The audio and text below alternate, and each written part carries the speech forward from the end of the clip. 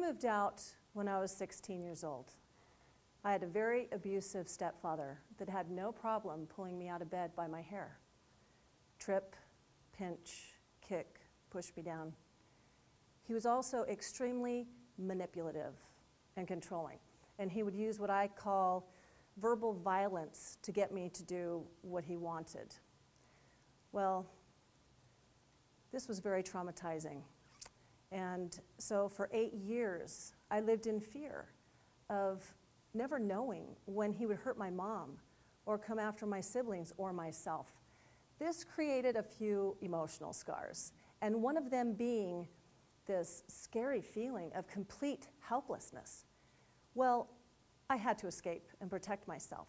So I packed everything up, left all of my friends in the middle of my junior year, and moved to Salt Lake City to go live with my sister and her family. And I really thought that by doing this, I was leaving all of my problems behind me. Instead, I've spent the last 30 years trying to reconcile the first 16. And part of that was because I thought that helplessness and vulnerability were the same thing. I have since learned the difference between the two, and that has changed my life. So as soon as I moved out, I began building these emotional walls. Because I felt helpless, I thought the only way to protect myself was if I couldn't let anyone in. And I certainly wasn't going to open up to anybody. So I built my emotional armor and was ready to face the world with my big smile and all. I wasn't going to allow anyone to hurt me like that again. So I showed the world the good part of my life and buried the painful, shameful part deep inside. And I was everyone's friend. I would listen to their problems and help them with their lives, all the while they never knew what I was really, really going through. I mean, what do you say to your high school friends when they start talking about their parents? It's so embarrassing, and I was too embarrassed to talk about my childhood. And with the group of Mormon friends that I hung out with, there was no way they could relate. So when they start talking about their parents, it would go something like this. Oh, hi. Okay, so I have to tell you, it was so awesome. You know how my dad, he takes me out on these dates once a month, to build our relationship and everything. He took me car shopping yesterday. It was so cool. What did you do?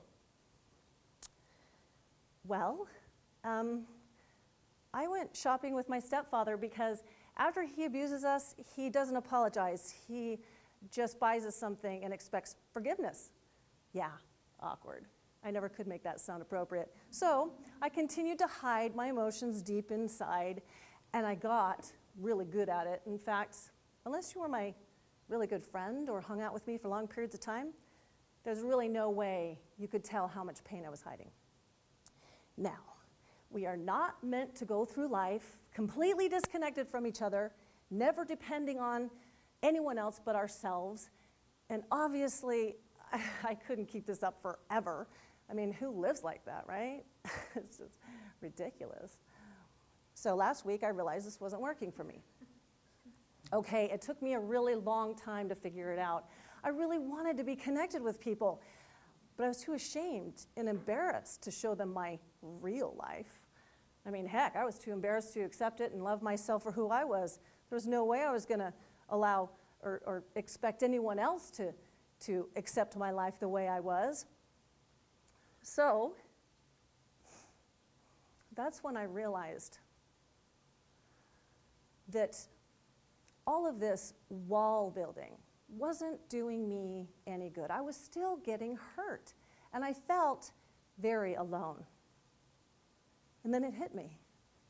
All this time, I thought that vulnerability and helplessness were the same thing. And they are so different. All my life, I thought, okay, I have to prove to the world that I am not helpless. I can do anything. I mean, couldn't everyone see I was fulfilling all of my church callings and was a loving, supportive wife, raising 6 children, even homeschooling them myself? And now I'm to understand that that wasn't actually helping me feel any less helpless. Well, that blew me away. I thought, wait a second. You mean to tell me, in order for me to feel less helpless, I'm going to have to actually lay my life out there? Not only was it absolutely necessary in order for me to have real relationships, but it was also necessary for me to finally love and accept myself just the way I am, freckles and all. Now, here is the crazy thing. When people are open in their relationships, accepting and sharing parts of themselves, even the supposed bad stuff, they are taking a courageous step towards the other person, allowing for the possibility of an even deeper connection. And those deep connections that we build with one another make us stronger people. If we don't accept our weaknesses, our strengths become meaningless. So, am I a junk food addict or the health nut that heals herself from all sicknesses? Am I the impatient yelling mother that uses duct tape on her children? Or am I this kind and loving, patient mother reading to her children every night? Am I the victim of every type of abuse or an empowered woman? Well, the answer is yes, but I plead the fifth on the duct tape. We are not just the sum of all of our experiences. We are so much more. And we don't share who we are because we're weak.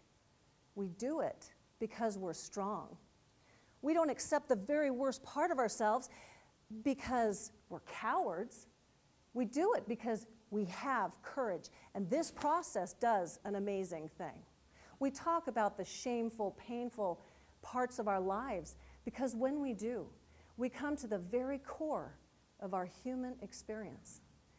And to paraphrase a very inspirational speaker, Brene Brown, when we reach this core, this is where love, compassion, inspiration, and connection begins. This is where we have to go if we want to love people that don't have the same belief systems we do, to have compassion on those who are entrenched in addiction, to love our children no matter what they say or do or think or wear, and to not be offended when we offer kindness to people and they reject it. This core person is who we really are, and it's beautiful and good. And to illustrate this, I'm going to tell you a story. It's awesome. It's called The Three Little Wolves and the Big Bad Pig by Eugene Trevises. So, as it goes, there is this horrible pig, and he's terrorizing these poor little wolves, and they're trying to figure out desperately ways to protect themselves. So, they build a house out of bricks. Well, the pig destroys that one, so they build a house out of reinforced concrete. Well, he ruins that one too. So, finally, they build this house out of steel and barbed wire and padlocks all around. So the pig comes with explosives and demolishes the whole thing. And here are these wolves sitting bewildered, trying to find a way. How are we going to protect ourselves from this evil pig? So they decide to build a house out of flowers. They allow themselves to be completely vulnerable, and yet a miracle happens. So the pig comes, and he's going to destroy the house and terrorize the wolves, and he gets there, and he smells the beautiful flowers and changes his mind. They become fast friends, drink tea together, and dance the tarantella. If we want to have connections in our relationships, with our family, our friends, or even coworkers, we have to be willing to be vulnerable. And that doesn't mean that we're helpless and can't protect ourselves from abusive people. But I can stand in front of all of you today in complete confidence and talk about my life because I know vulnerability is an asset. And only when we are vulnerable can we experience empathy, caring, and courage. Empathy for the human plight, because every one of you has a story of sadness and pain. Caring enough for one another that we are willing to share ourselves in hopes that our stories can help each other. And courage that by doing so, we will make those connections with each other, making us even stronger. After I learned this, I came across a poem that I'd written when I was 16, right after I had escaped my abusive home. It's called Unyielding Walls. we build unyielding walls around our souls. Protection is our success. Or is it failure? There's a tiny door left open, too high for ordinary people, but we wait constantly for those willing to risk something of themselves to reach that door and lift us out. The insight of my 16-year-old self was right in front of me. All this time, I'd waited for this mysterious person to come and risk something of themselves to lift me out from behind these emotional walls that I had built. But what I discovered was that by being vulnerable, the person that I wrote about in my poem was me.